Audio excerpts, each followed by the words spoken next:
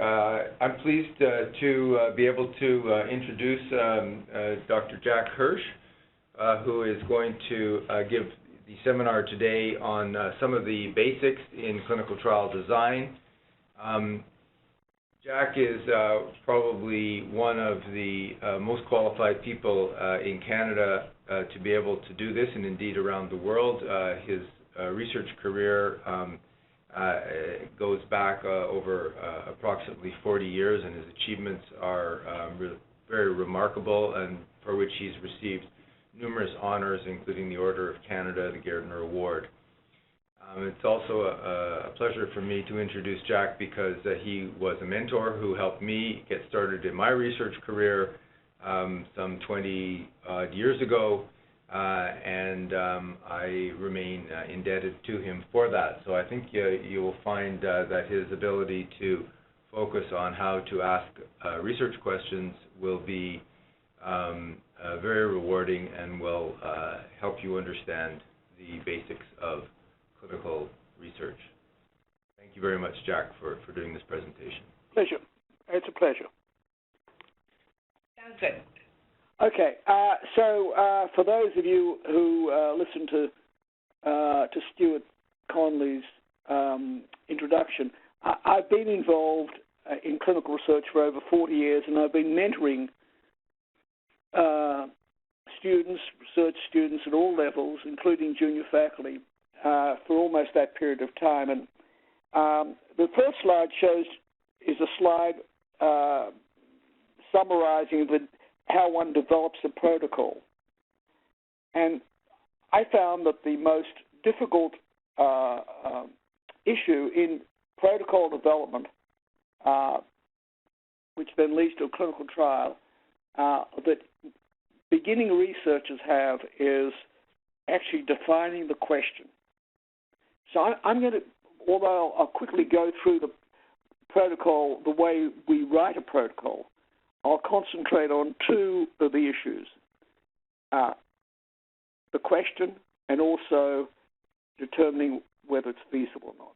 I think about the two most important items in a protocol. Make sure that you've got a good question and make sure that you can get an answer. In other words, that the question you're asking is feasible. So for years when I've written protocols, I've started off with a general objective.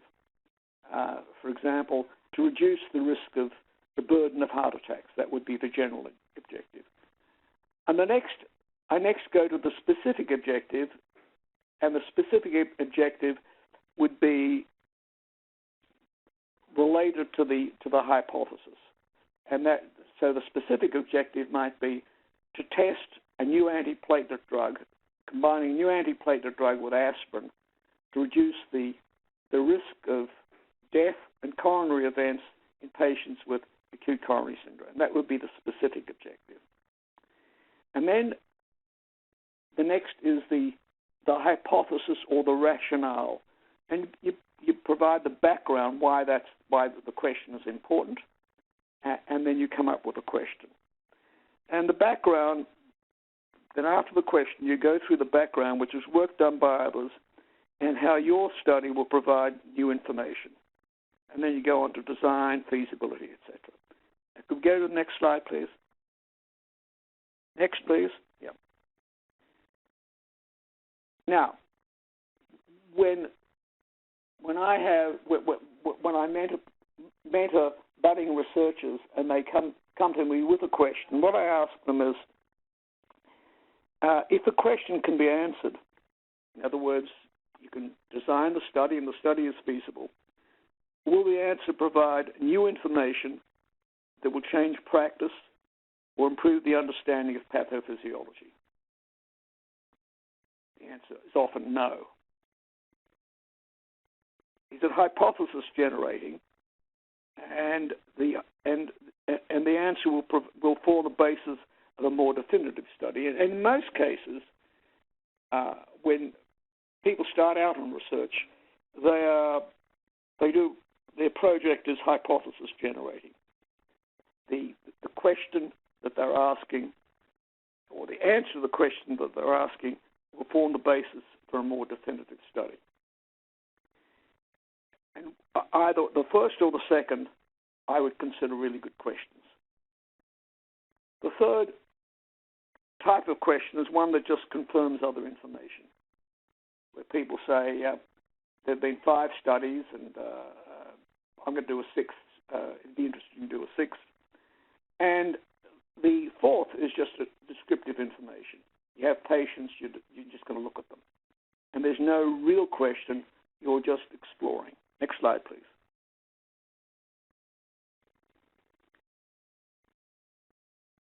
So, can we go to the next one again?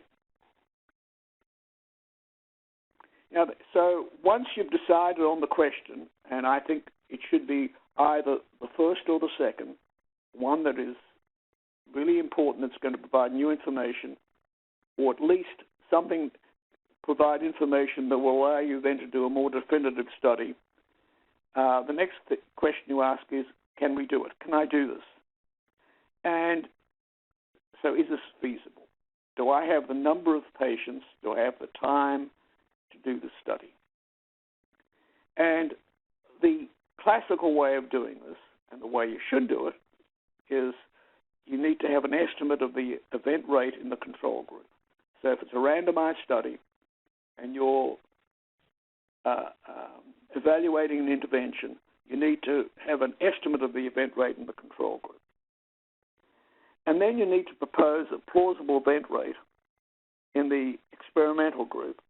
And the word plausible is based on other evidence in similar conditions. For example, if you were doing a study in acute coronary syndrome patients where the usual benefit that you get from treatment is somewhere between 15 and 20%, and because you couldn't get too many patients or enough patients, you said, I think my estimate is that the event rate will be reduced by 50 or 60%.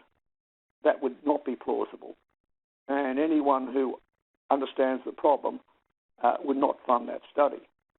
So, on the other hand, if you were to compare an anticoagulant with a control group to treat venous thrombosis, where we know that anticoagulants are 80 to 90% effective, you can then plausibly say that I think this will reduce the event rate by at least 60, 70, 80%. So you need to know something about the condition that you're investigating. Now, if you do know, if you have a good estimate of the event rate in the control group, you come up with a plausible event rate, that is the difference, the delta, in the experimental group, then it's very easy to plug in the numbers, and then you ask the question, can you recruit the estimated sample size? And that's the way you're taught to do that in any clinical epidemiology course. There's next slide, please.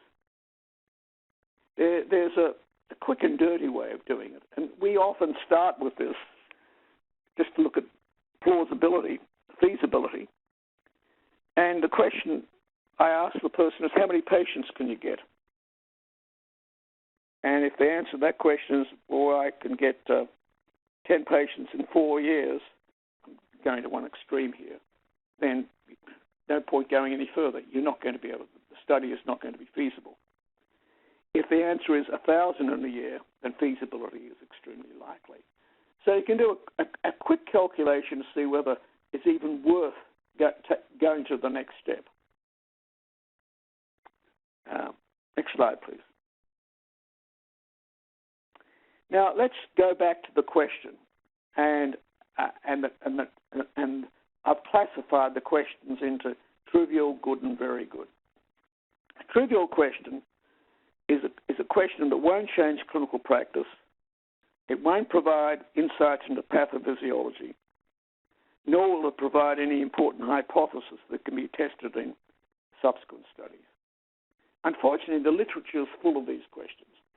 If you were to read 1,000 articles, you'd find a lot of them were answering a trivial question. Just because it was available, or the person who was writing the paper wasn't particularly creative.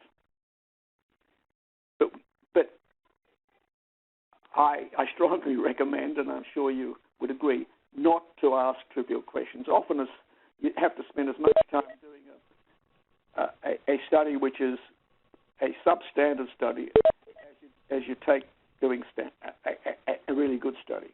So I think it's worth really thinking hard about the question. And typically, in our group over the years, we could take up to about 6 months before we refine the question and decide on how we're going to design the study. It's not something that you do over a day. Next slide, please.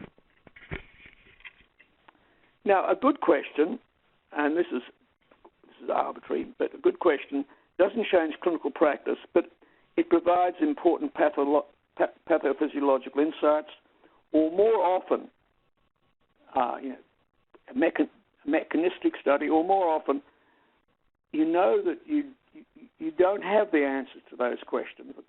The event rate in the control group, the likely event rate in the experimental group. So you do a pilot study, and in the pilot study, it's really hypothesis testing. You're getting some idea of what the event rates would be. Or the third type of what I consider a good question is if 4 studies have been done, and 2 are positive and 2 are negative, then it's very reasonable to design a 5th study, provided that you can overcome the limitations in the other 4 studies. If 2 are positive and 2 are negative, it's often because of sample size, power of studies, provided you can come up with a 5th study, which is likely to be definitive. Next question, please. Next. And a very good question is one that either changes the pattern of practice and improves patient care, or provides very important insights into a mechanism of disease. And I strongly recommend you, and that's what I try to do with all of our research fellows, to ask a good question, because as I've already said, it often takes just as long to answer a good question as it does a not-so-good question. So why not go for broke, and why not do the right study? Next slide, please. Now I'm going to give you some examples of what would have been very good questions, started off with very good questions, but I've relegated them to trivial because of poor design. And I'm going to start off with 2 studies, both of which have been published, and they're on the prevention of venous thrombosis by someone else. And the first one was on optimal timing of initiating venous thrombosis prophylaxis. And the second one was actually a Part 1, Part 2 study, was the optimal duration of continuing anticoagulant prophylaxis in high-risk patients after they're discharged from hospital. Next slide, please. Now, the background to the prevention of venous thrombosis that would be written in any protocol was we're trying to prevent death from pulmonary embolism when we use prophylactic measures. But that's very uncommon, although it's the most relevant. So we often have to use surrogate outcomes. And there are two surrogate outcomes to fatal pulmonary embolism. One is a clinical event, either a venous thrombosis or pulmonary embolism, which is also uncommon, but not as uncommon as a fatal pulmonary embolism, but is clinically relevant. So we're looking at perhaps less than 1%, probably 0.5% death from pulmonary embolism as an outcome in the control group, and we're looking perhaps at something like 4 or 5% or 3 to 5% as a clinical outcome. So one would have to do a very, very large study to answer the question if the outcome was fatal embolism, or even if the outcome was a composite of clinical venous thrombosis, pulmonary embolism, and fatal embolism. So typically, a surrogate outcome has been used to evaluate new methods of prophylaxis in patients undergoing high-risk patients, usually surgical or medical patients, people at high risk for venous thrombosis.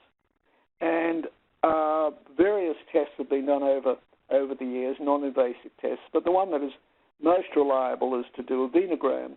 And typically the venogram is performed just before the patient is discharged from hospital.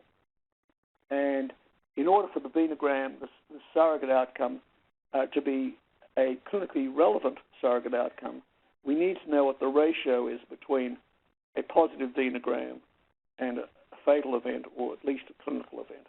Next slide, please. Now, moving on to the background, so that's pointed out that pulmonary embolism is important to prevent. And this study was done because there was a difference in the approach used in Europe and in North America to venous thrombosis prophylaxis. In Europe, typically, prophylaxis is commenced preoperatively, 12 hours preoperatively, whereas in North America, it's commenced postoperatively. And the reason it's commenced postoperatively in North America is because the compliance by surgeons didn't like, and I don't blame them, didn't like to have their patients on any anticoagulant before surgery because they were uncertain whether they'd run into trouble during surgery, and if they did, and the patient was on anticoagulants, the patient might bleed excessively.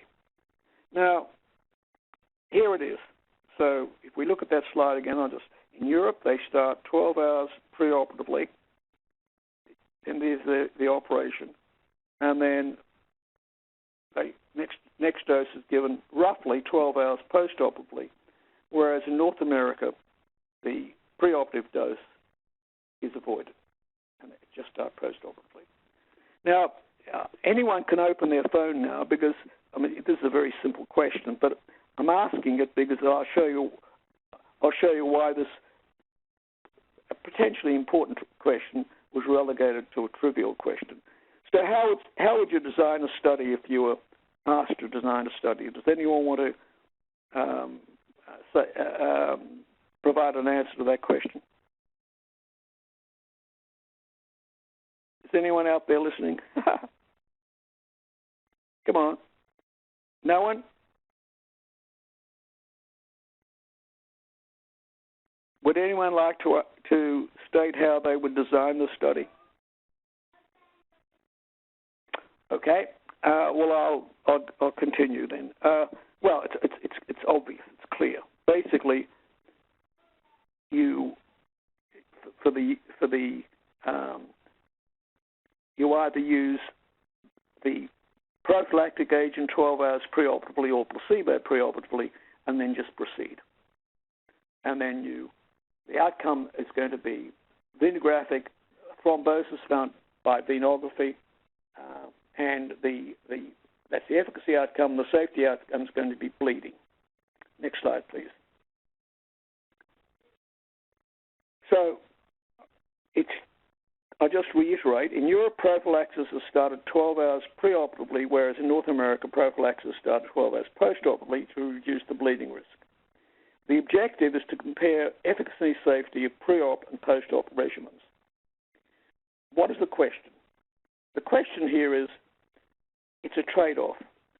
And if one went sort of drill down the question would be, are the benefits of reducing intraoperative thrombosis, because that's the reason the Europeans start preoperatively, greater and more important than the risks of intra and early postoperative bleeding that are likely to occur because of a preoperative start? And that's a good question. It's a good question because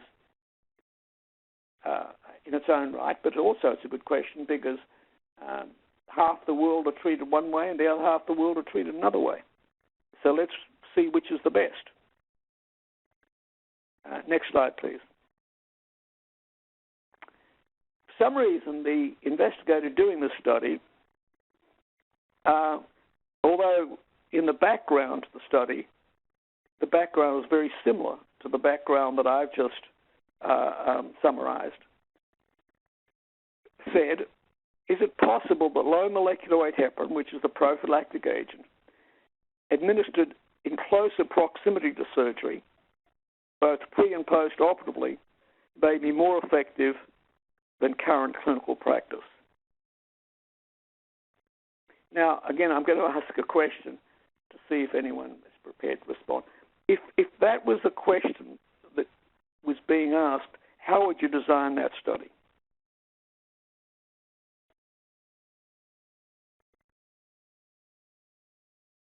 Okay, no response.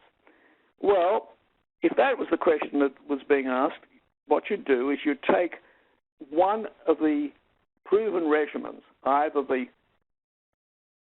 the European regimen or the North American regimen, and you'd compare, or you'd take both of them and you'd add a third arm where you start the first dose preoperatively earlier than 12 hours, and you start the second dose postoperatively earlier than 12 hours, because that's current clinical practice. But that's not what was done. To answer the question, the investigator introduced two new variables into design.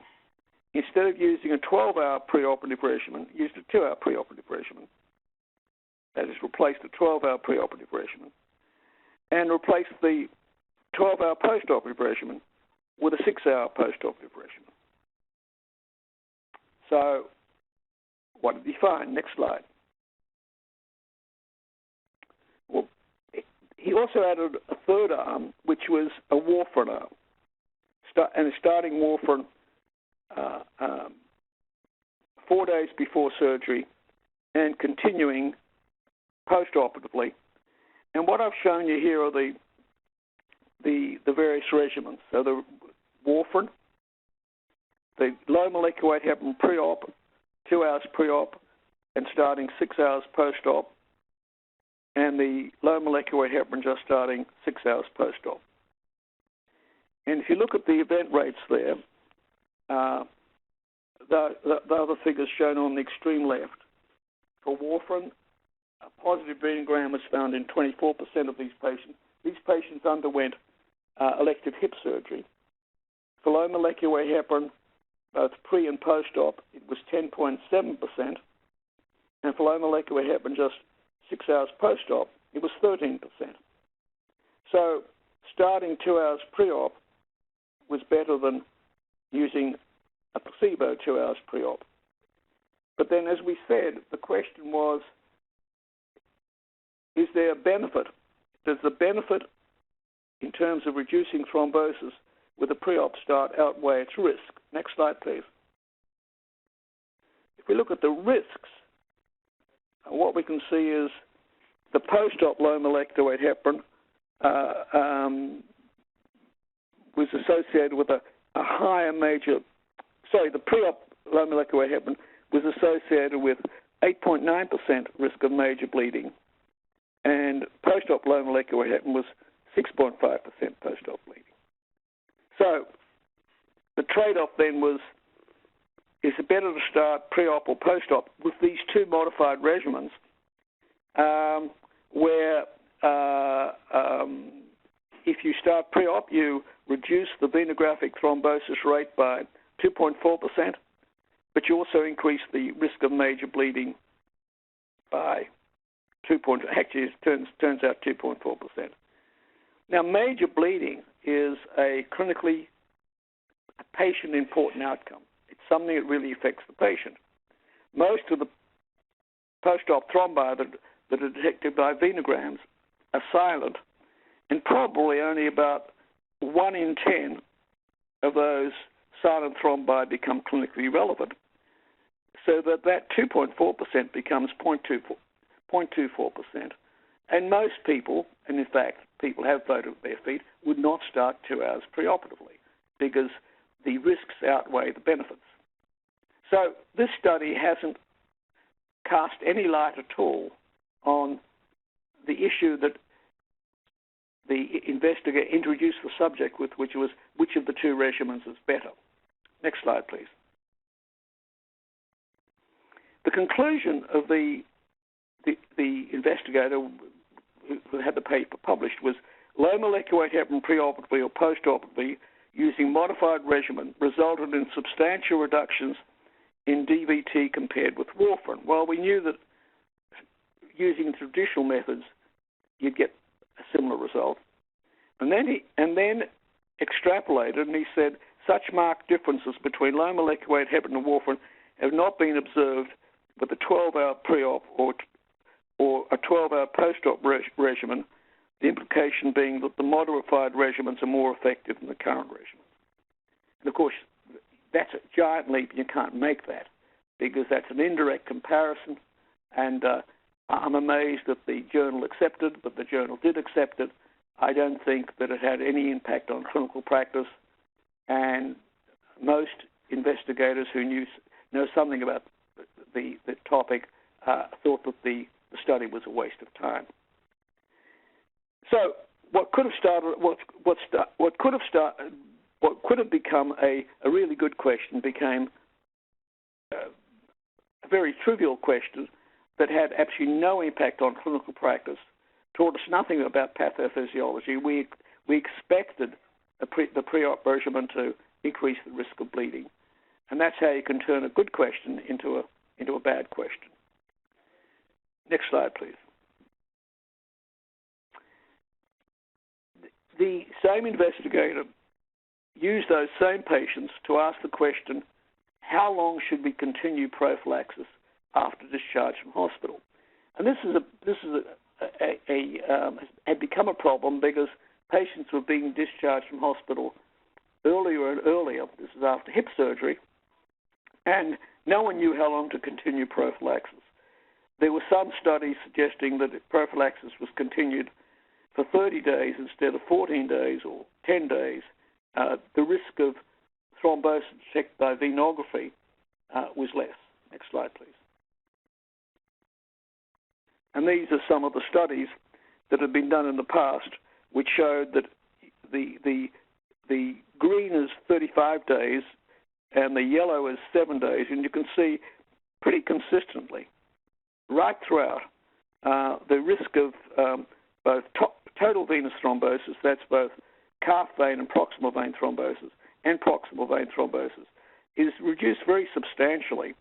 The vertical axis is the percentage of DVT, and along the horizontal axis, I've named the first author and the year of publication of their various studies. So there was good evidence, very good. I'm not sure why that study, well, I do know why the study was done, but there was no good plausible reason to do this study because we had all this information. But what was done, next slide,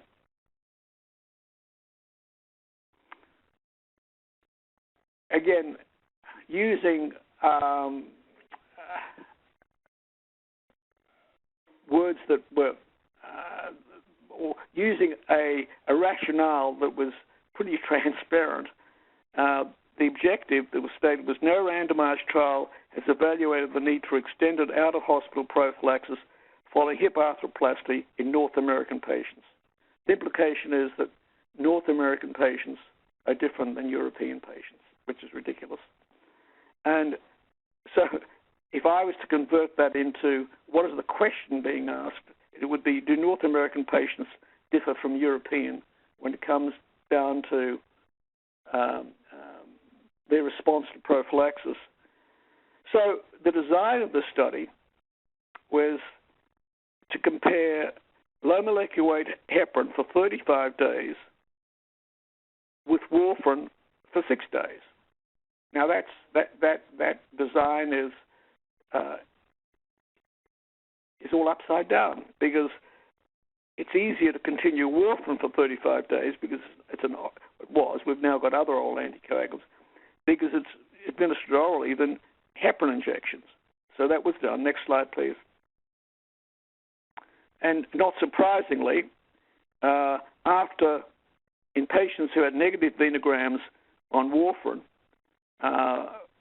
those who stopped warfarin had an extra 10.5% thrombosis rate when another venogram was done 35 days, and those in the low molecular weight heparin group who continued low molecular weight heparin only had a 4.8%.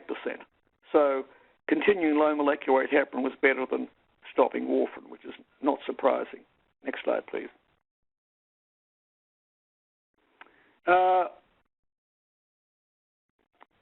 The quoting, we chose to follow in-hospital warfarin prophylaxis from an out-hospital placebo to settle the debate about the risks and benefits of extending prophylaxis using low molecular weight heparin regimens, which was shown to be superior in hospital. But in actual fact, that had been shown to be superior out of hospital as well, as I showed you in the slide.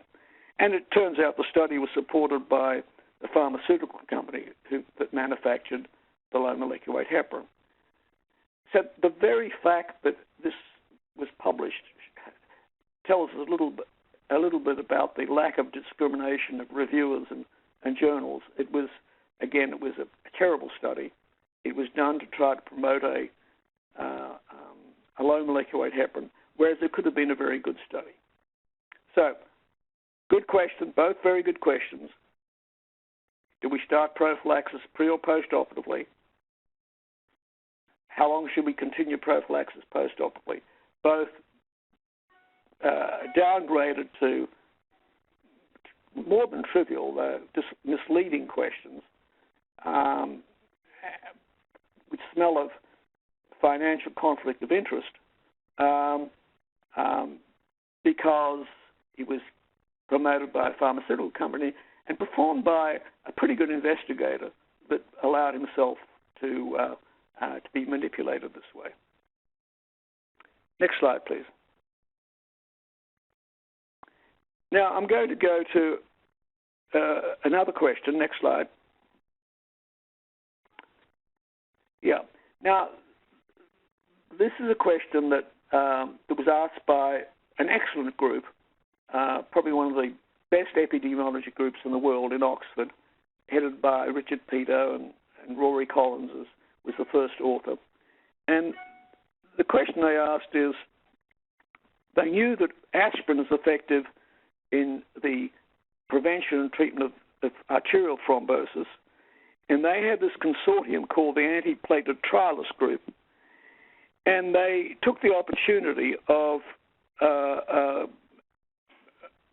all the data they had gathered.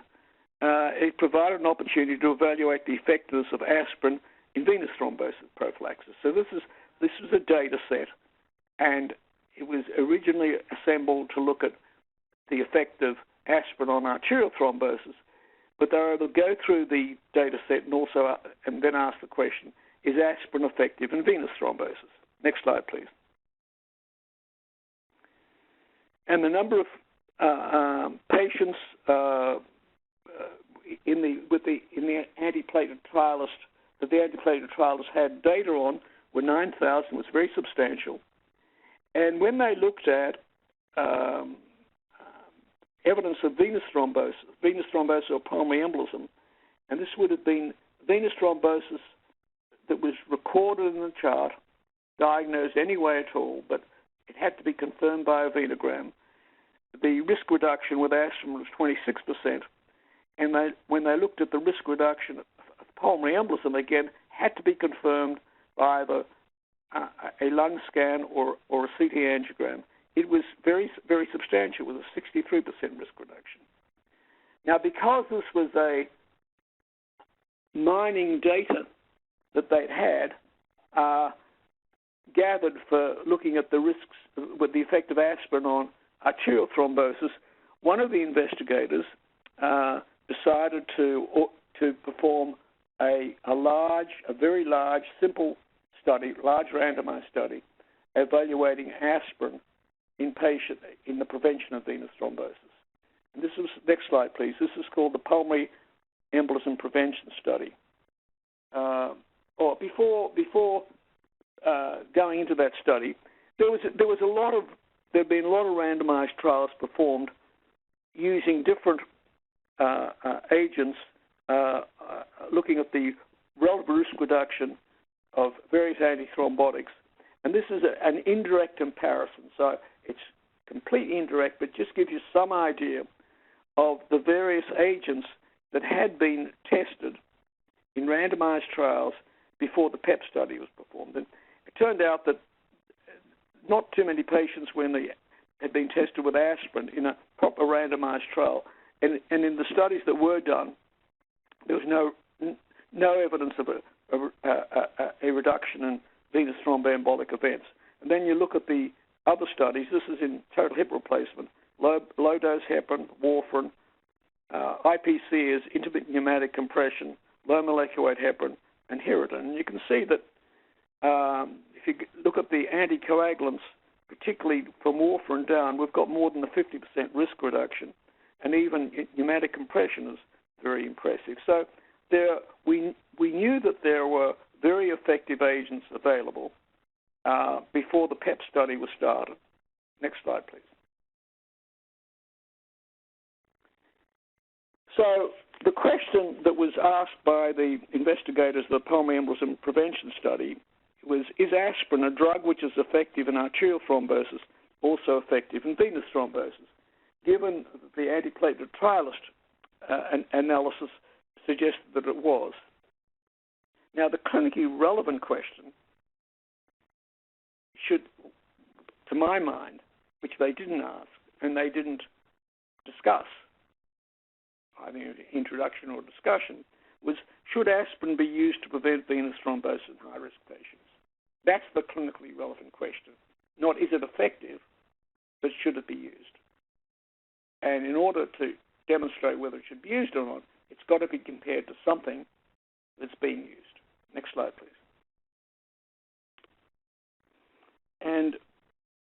But they didn't compare it to another drug. They compared it to placebo, and it looked pretty impressive. If you look at the fatal events, there was a 58% risk reduction in fatal PE from placebo of 0.64%, and aspirin 0.27%. There was a 36% reduction in combined PE in DVT, and there was a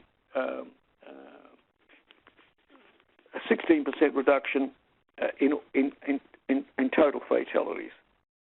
So that was actually not statistically significant, but the fatal pulmonary embolism rate and the PE and DVT rate was statistically significant. Next slide. So the conclusions.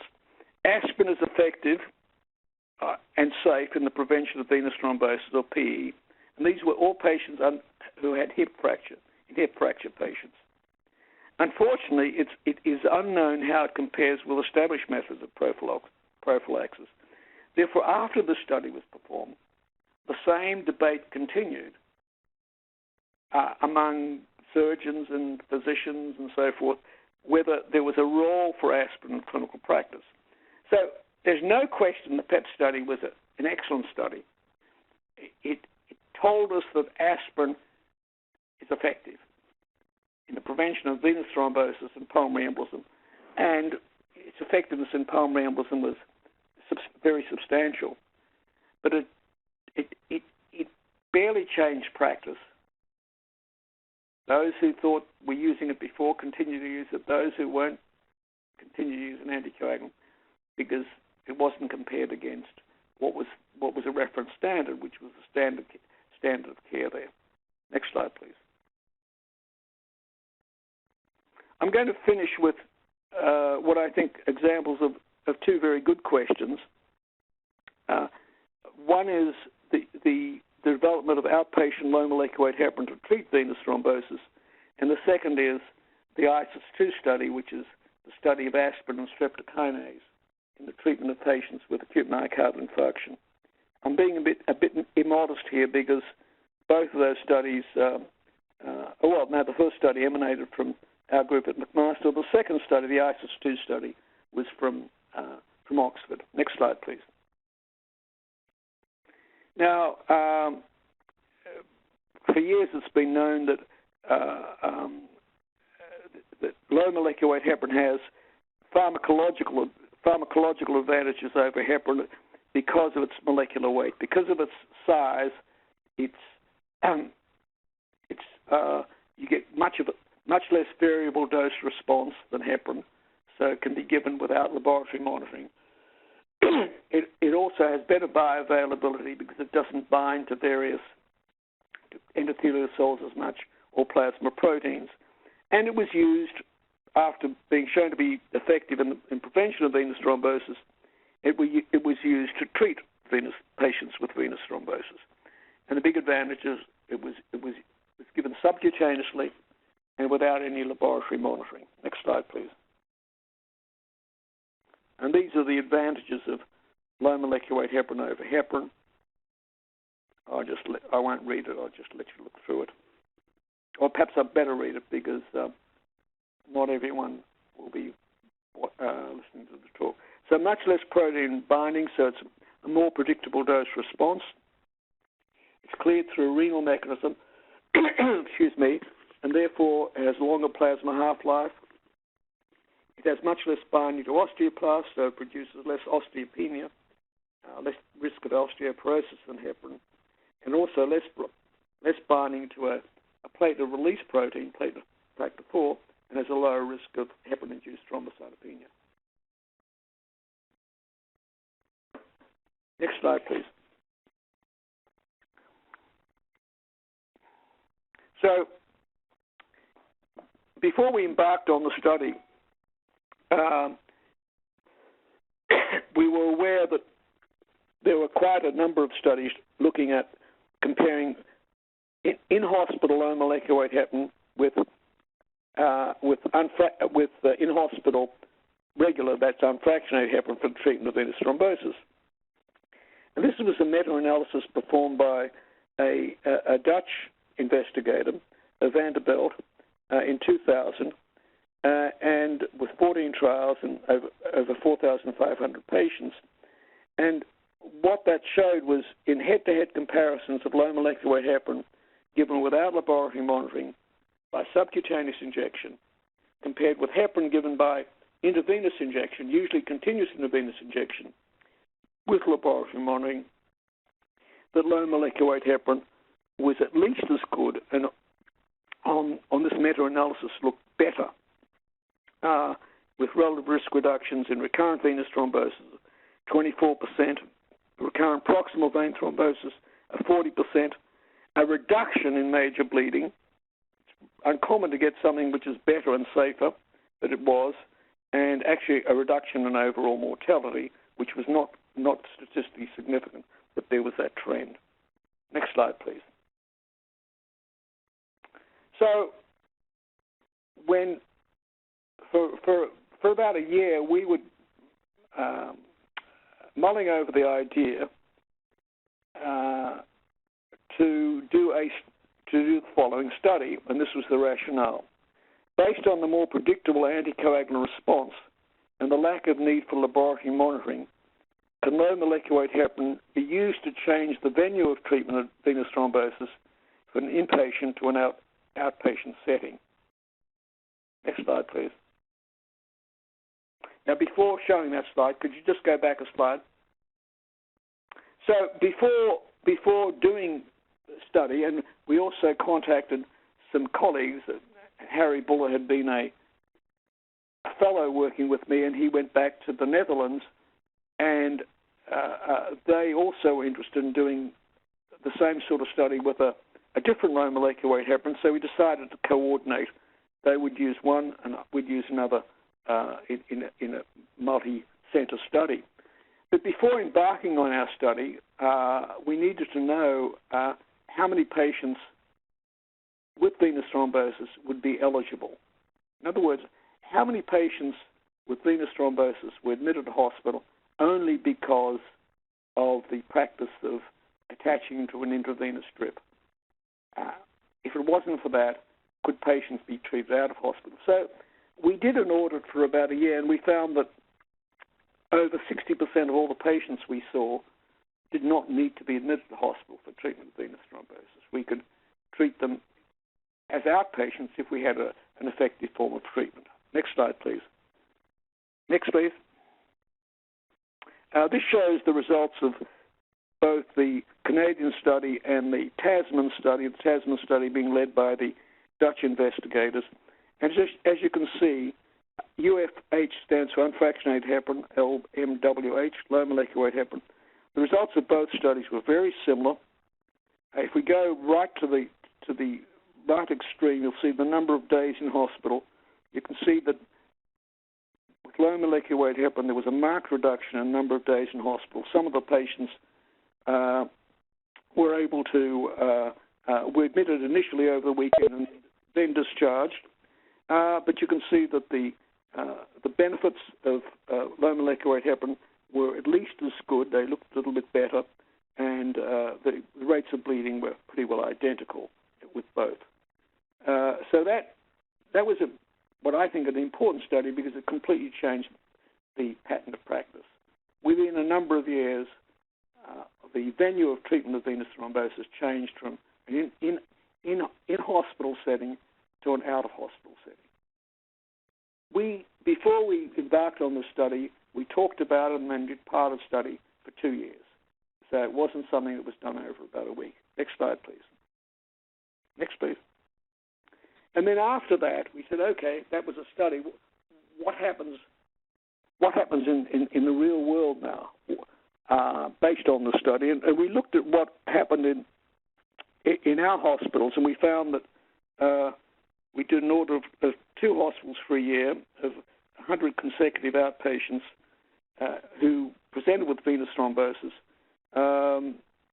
89 of those were treated with outpatient low molecular weight heparin, and 75% of those 89 injected themselves, so they didn't even need to come into the hospital.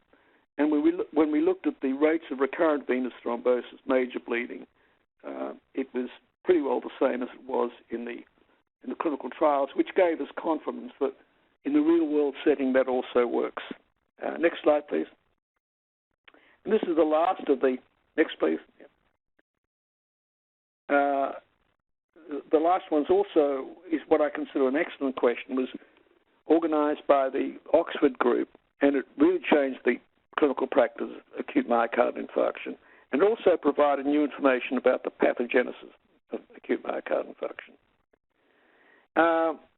Before the study was done, there was still a lot of doubt about whether or not fibrinolytic therapy was effective in patients with acute myocardial infarction. There was one study, the GC study, which was positive, but there were a lot of people criticizing the study, and it hadn't really changed practice very much in North America. There was even debate at that time whether the thrombus that is sometimes seen at autopsy in patients with acute myocardial infarction occurred before or after the acute myocardial infarction. So this may seem strange to you now, but there was a lot of debate about whether the infarct preceded the thrombus. Next slide, please. The background to the ISIS-2 study was aspirin was known to be effective in preventing thrombotic events in patients with arterial disease. Streptokinase was thought to be effective in the GC study in reducing death and recurrent myocardial infarction in patients with acute myocardial infarction. But one of the problems was reinfarction rate, because after lysis of thrombi by streptokinase, there was evidence that there was a more rapid, quite a percentage of patients quickly developed reinfarction, and the hypothesis forward is that streptokinase, as well as causing lysis, can also be thrombogenic, probably because as the thrombus breaks up, it itself is thrombogenic. Next slide, please. So the question was, can the thrombogenic effect of streptokinase be reduced by combining it with an antithrombotic agent, aspirin? And if so, does the addition of aspirin to streptokinase improve clinical outcome in patients with acute myocardial infarction? Next slide. This just shows you a picture of a patient with a complete occlusion in the left main descending, and there's a clot which blocks the artery at its narrowing. And that's what most of the patients presented with when they presented with the acute myocardial infarction. Next slide, please. And the results were dramatic. This shows you the cumulative number of vascular deaths in the four groups. It was a factorial design. It was published in 1988. In the control group that received standard care, but nothing else, it was ethical then. The cumulative mortality rate, vascular death rate over 35 days was 13.2%. Aspirin reduced it, aspirin alone, to 10.7. Streptokinase alone, almost the same, 10.4. And the combination to 8%. So it was a dramatic reduction in mortality with the combination. And what it showed us, next slide, please, it proved beyond any measure of doubt that the thrombus is a cause of myocardial infarction, because when you lyse it quickly. And it also proved that reinfarction that occurs is also due to thrombosis, because aspirin was able to prevent the reinfarction, which was one of the reasons it prevented, it reduced mortality. Next, please. I think that's the last slide. So what I've tried to do is to, after defining what I think is a trivial, a good, and a very good to excellent question, giving you some examples, and I'm happy to answer any questions. Thank you so much, Dr. Hirsch. That was a really great talk. Does anybody have any questions? Dr. Hirsch is open to you unmuting your line and asking them directly. Hi, it's Andrea Ling. Can you hear me? Mm-hmm. Hi, Dr. Hirsch. Yes, Andrea, I can hear you. Thanks. I noticed that in some of the examples you gave, there were investigators that perhaps were influenced by the pharmaceutical companies that were sponsoring them. And what kind of advice could you give to new investigators who might have some partial funding from pharma companies? How can they prevent themselves from being influenced in that way?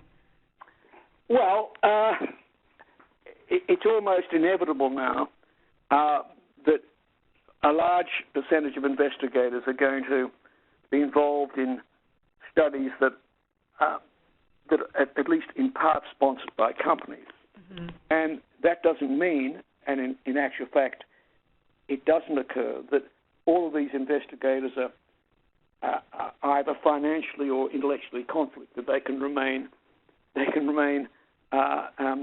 completely honest. Mm-hmm. But to answer your question, my advice is the investigator knows what is honest and what is dishonest, mm-hmm. and if they are asked to be involved in studies which clearly promote the company, and the design of the study is such that the study is biased to produce an answer that's going to be helpful to the company, but an answer which is misleading to other physicians because of the bias of the study, all I can say is don't get involved. Mm-hmm. Now, having said that, unfortunately, that's not always the case. I think the other problem is that even when the study is well performed, and many of them are, and I'm not going to name the studies, but there are quite a number just recently, the write-up of the study is unduly influenced by the pharmaceutical company. So the effectiveness or safety of the new drug tends to be a little exaggerated in the journal.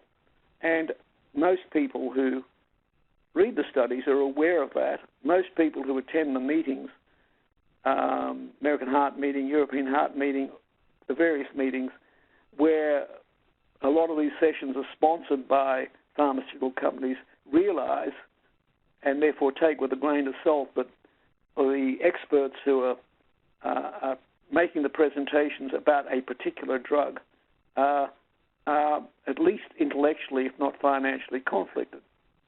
Mm-hmm. It's interesting if you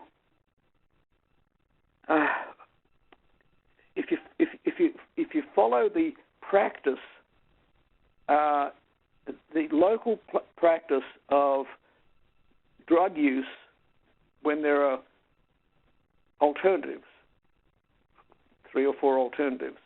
After a study, the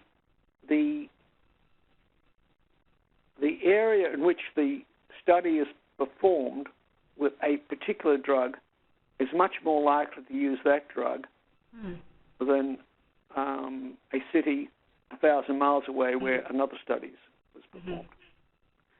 So there's an enormous amount of potential for bias. And what happens is really good investigators can't help becoming cheerleaders. They feel that their drug, which is not their drug, it's the pharmaceutical company's drug, is better than someone else. It's childish, but better than someone else's drug. And they promote it. And I've pointed this out a few times to a number of them. And they agree that shouldn't happen, but it does happen. Has that answered your question? Yes, and just a sort of a follow-up. I mean, would you give advice to young investigators to encourage them to have perhaps a larger steering committee with very independent, more experienced researchers on that committee to perhaps guide them or be sort of, the devil's advocate kind of thing? Is that something you would suggest? Yeah, well, typically it's become a big business now, Andrea, enormous business. And typically the company is going to go to one of the leaders in the world. And the younger investigator is part of the group and has limited say in how things are done. I just think, I think the younger investigator who is likely to have less of a intellectual or financial conflicts to just speak up when necessary. And if it's, a lot of these studies, despite everything I've said, they've been extremely useful. They've provided drugs that have been very, very helpful. Most of the specialists or people using the drugs can see through the hype. So in most cases, not a lot of damage is being done. The damage is done when there's cheating, and these days that is very, very uncommon. But you read in the newspapers of lawsuits where information was withheld, and so forth. But that's the exception rather than the rule. I just think there's the way clinical research has evolved and the cost of clinical research. Do you know how much it costs? How much the company pays to put one of these patients into one of these big studies? Would you like to guess how much? A few thousand, I would say, about maybe between 2,000 and 5,000, perhaps, depending on, of course, the length of the follow-up and that kind of thing. Often over 10,000. Oh my goodness! These studies, these clinical trials that you read about, cost the company from the time that they develop the drug to the time that it's approved, and sometimes it's not approved, up to $750 million. Oh my goodness! It's enormous.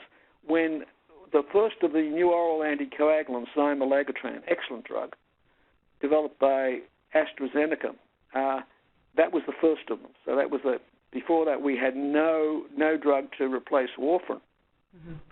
But unfortunately, there was a low incidence, but there was no question that it was a side effect, but there was a low incidence of severe hepatic toxicity, and the drug wasn't approved because of that, and I think probably rightly so. And but I know that study cost $750 million. So there was a pharmaceutical company throwing all that money away.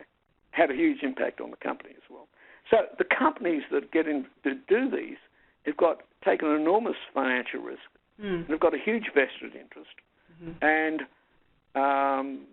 how's that happened? Well, it's the free enterprise. It's what the market will bear, and that's what the market expects.